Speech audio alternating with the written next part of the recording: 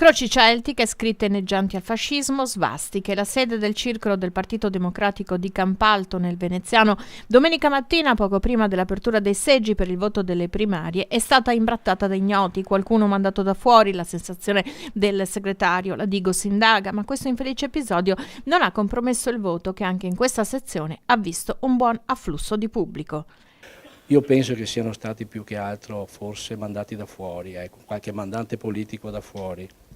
Episodi simili a questi non ne abbiamo avuti, anche se recentemente è stato scagliato un sasso e sono state lanciate 2 uova contro le nostre bacheche.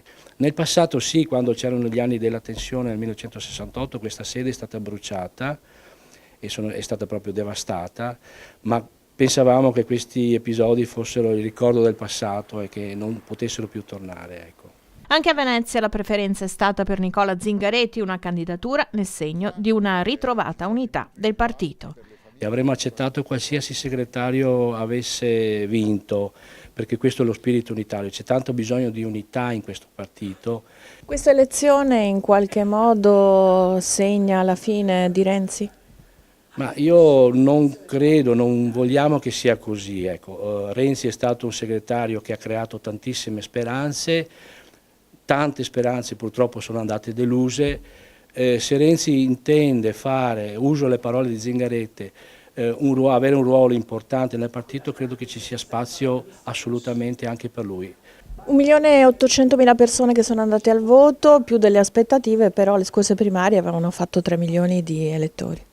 Sì, è evidente che c'è una crisi della sinistra e anche del PD ed è evidente anche il risultato dell'anno scorso delle elezioni politiche. I momenti di delusione che sta creando questo governo certamente ha fatto sì che ci sia uno sguardo ancora rivolto al nostro partito, ma non basta che ci siano i delusi da parte del governo. E adesso il PD deve ridiventare accogliente, deve ricapire i bisogni della nostra società.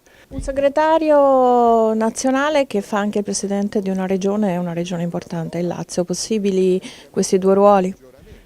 Io risponderei come ha detto Zingaretti, questo ruolo è un ruolo che si può svolgere in entrambe le soluzioni, naturalmente ci deve essere una squadra però intorno al segretario e un segretario capace di gestire il partito in una fase difficile, ricostruirlo nei gruppi dirigenti al vertice nazionale e poi anche nei circoli che sono la spina dorsale di questo partito. Io credo che Zingaretti con la sua esperienza amministrativa lo possa svolgere.